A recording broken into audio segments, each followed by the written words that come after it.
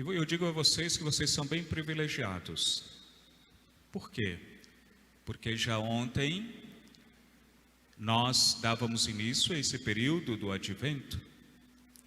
Período esse que é o início de uma nova caminhada, o início do ano litúrgico, aonde todos nós somos chamados a recomeçar a nossa caminhada.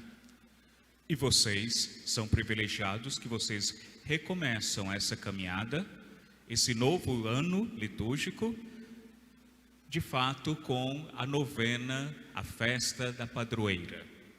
Começar em oração, começar nessa atitude, como já nos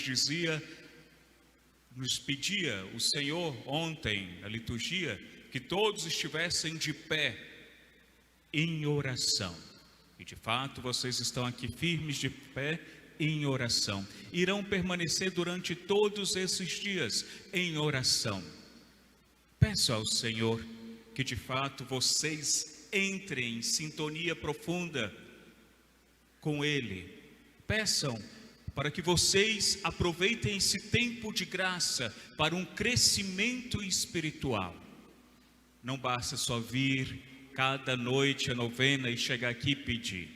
Mais do que pedir, nós devemos oferecer ao Senhor.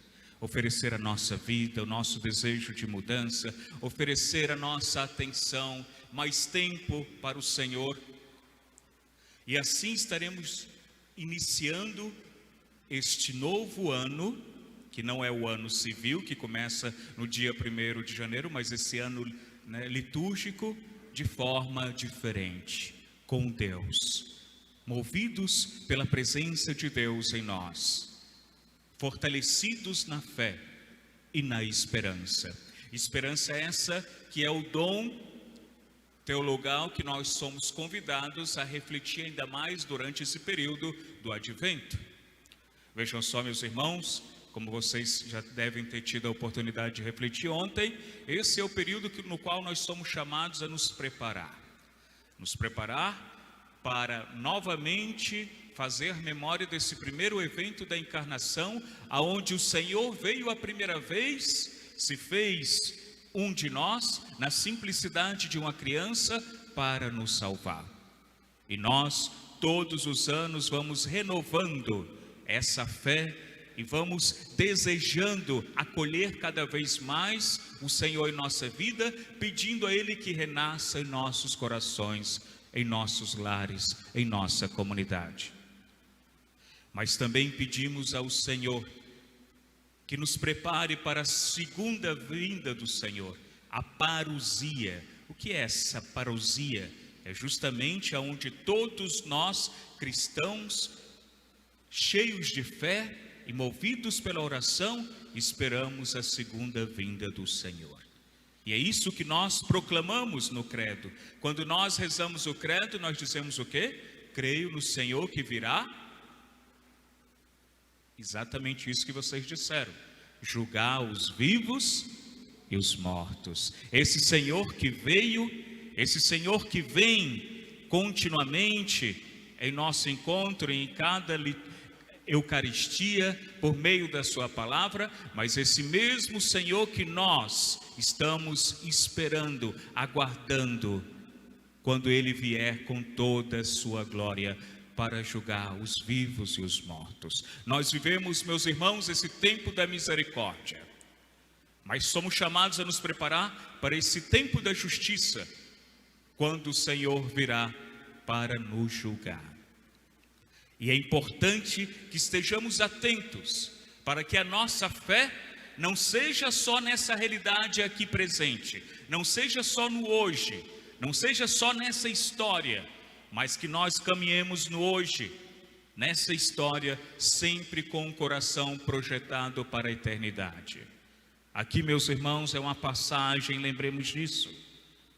Nossa morada está junto ao Senhor. E nós vivemos esse período buscando, nos esforçando, vivendo com fidelidade para que sejamos merecedores da vida eterna, da salvação. Mas será se nós acreditamos de fato nisso? Será se os cristãos de hoje não estão mais preocupados com o hoje do que com o amanhã, com a eternidade? Quando a gente pede alguma coisa ao Senhor, eu peço o quê? Saúde, eu peço paz. A gente vai sempre pedindo coisas para hoje, para agora. Me dê saúde, me dê paz, me dê tranquilidade, me ajude minha família. E às vezes nós nos esquecemos de pedir a esperança, que é esse dom sobrenatural que nos faz acreditar nas promessas do Senhor. Esquecemos de rezar pela boa morte. Antes os idosos rezavam sempre pela boa morte. Hoje em dia, se a gente perguntar quem quer morrer, Deus o livre. Não é que nós estamos ali procurando a morte, mas essa realidade que um dia mais cedo ou mais tarde virá ao nosso encontro. Nós mais cedo ou mais tarde estaremos ali diante do Senhor, aonde já iremos experimentar a justiça de Deus de forma antecipada. Pode ser que a gente vá antes do Senhor vir. Será que estamos nos preparando para esse encontro com o Senhor? Os santos nos ensinam como se preparar para o encontro do Senhor. É vivendo hoje com intensidade, amando os irmãos com intensidade, porque toda a bondade, todos os gestos de amor, isso tudo será levado em conta, mas sempre com o coração desejoso do encontro com o Senhor. Se olharmos a vida dos santos, de modo geral, coincidem com esse desejo, o desejo de se encontrar face a face com o Senhor. Então, meus irmãos, a nossa fé não é só para este mundo, a nossa fé não é só para o hoje, a nossa fé é para o amanhã, e esse amanhã que é o encontro com o Senhor. No evangelho que nós acabamos de ouvir, nós temos essa grande demonstração de fé de um pagão. Como nos diz, lá em Cafarnaum, tinha um oficial romano. Os romanos não eram judeus, eles não tinham essa fé dos judeus, não tinham conhecimento da Torá.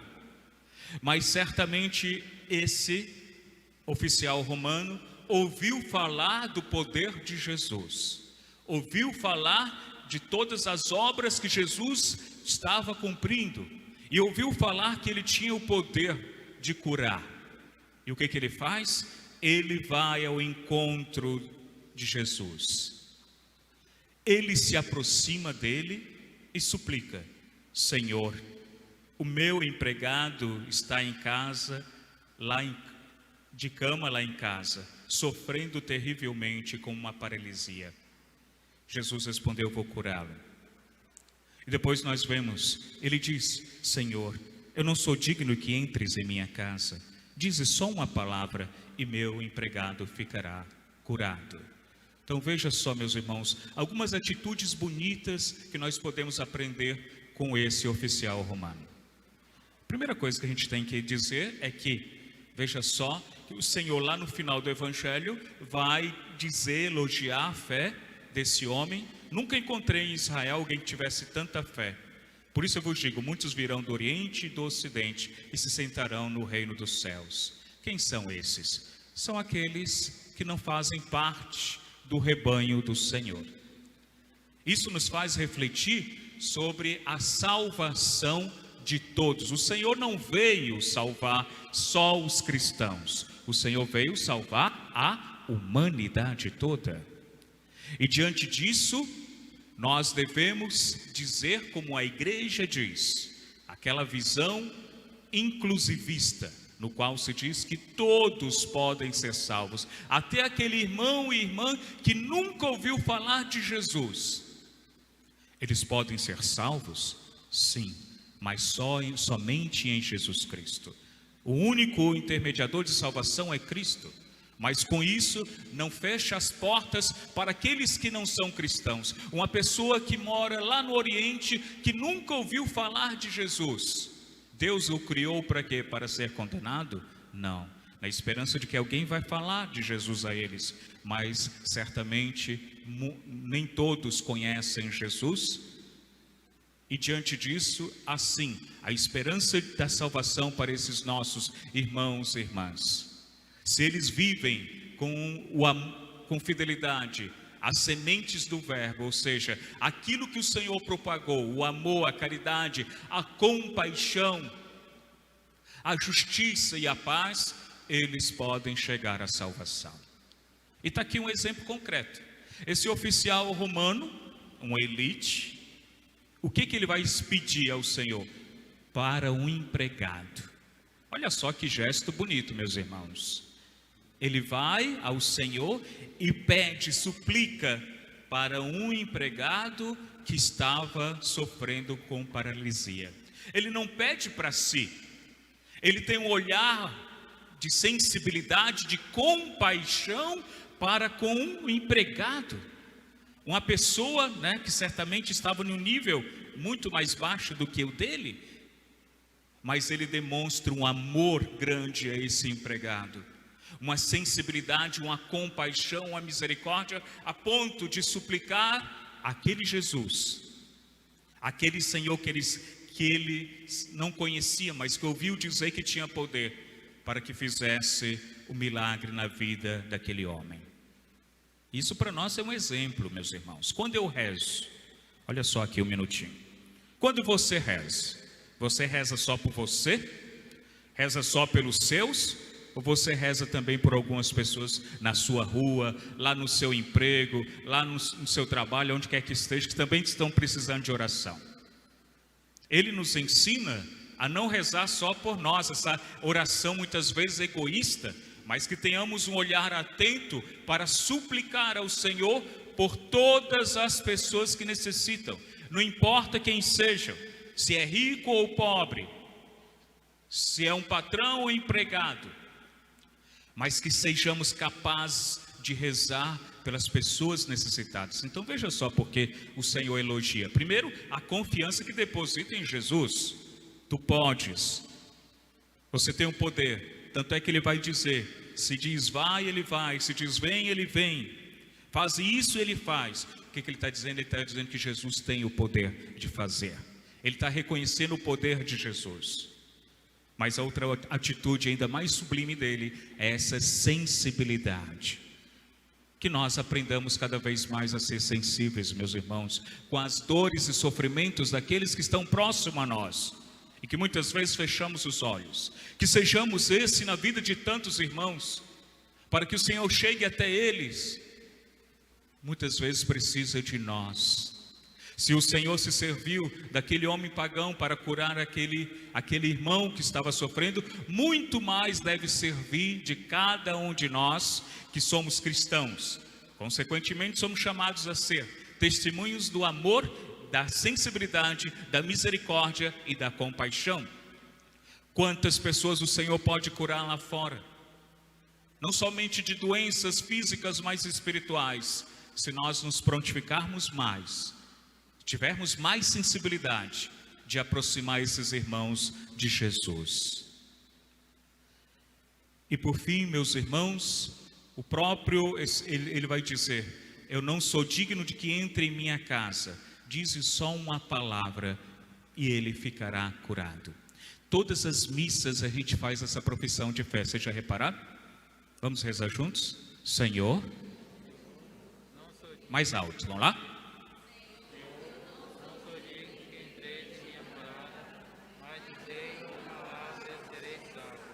E eu serei salvo.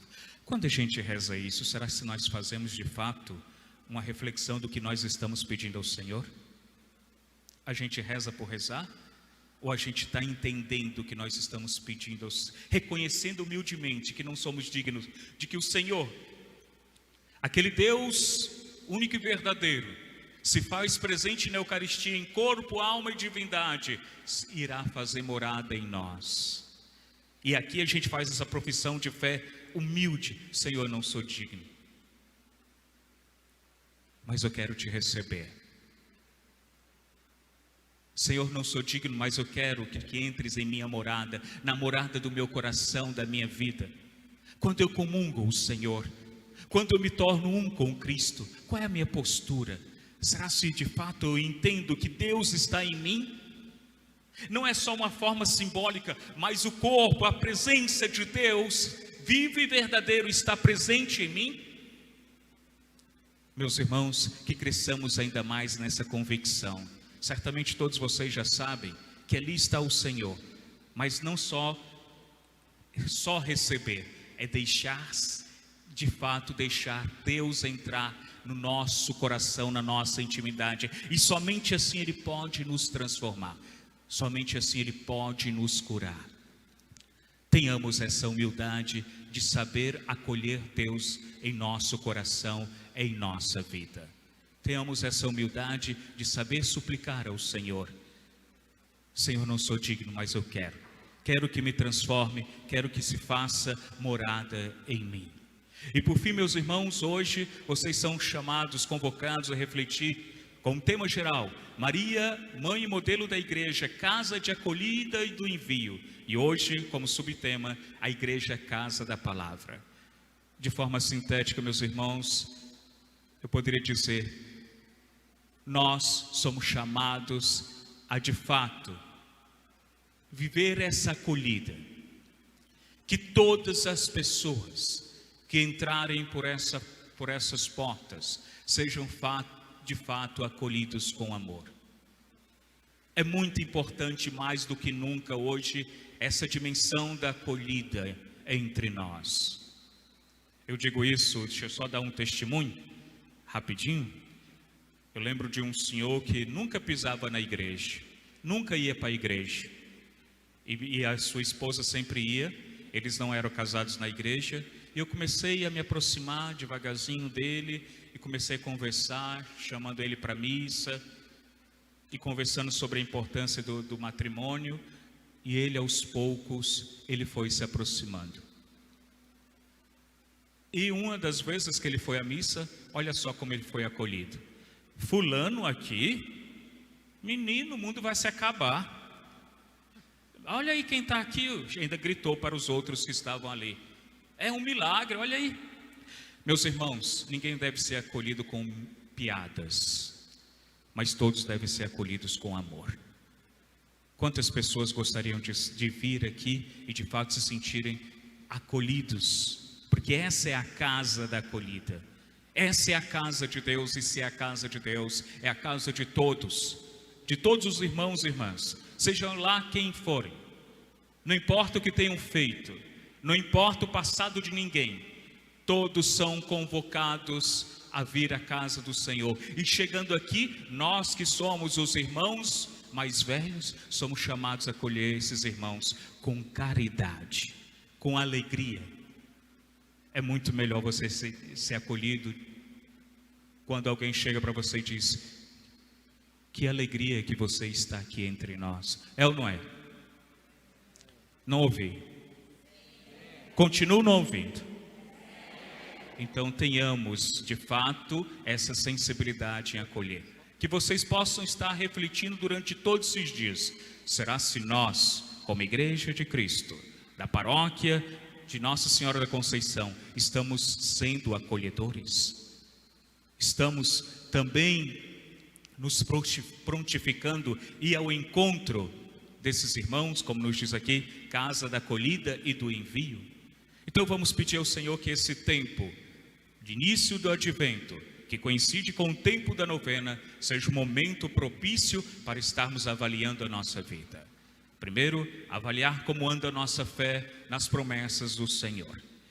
Avaliar como anda a nossa confiança no Senhor. Como está sendo as minhas orações? Estou rezando só por mim ou tendo essa sensibilidade para com todos os nossos irmãos? E por fim, avaliando se nós de fato estamos sendo acolhedores. Essa casa é uma casa de acolhida para aqueles que estão lá fora, aonde eles de fato se sentem amados e fortalecidos, acompanhados por toda a comunidade. Então que essas palavras sejam acolhidas por todos nós. Louvado seja nosso Senhor Jesus Cristo.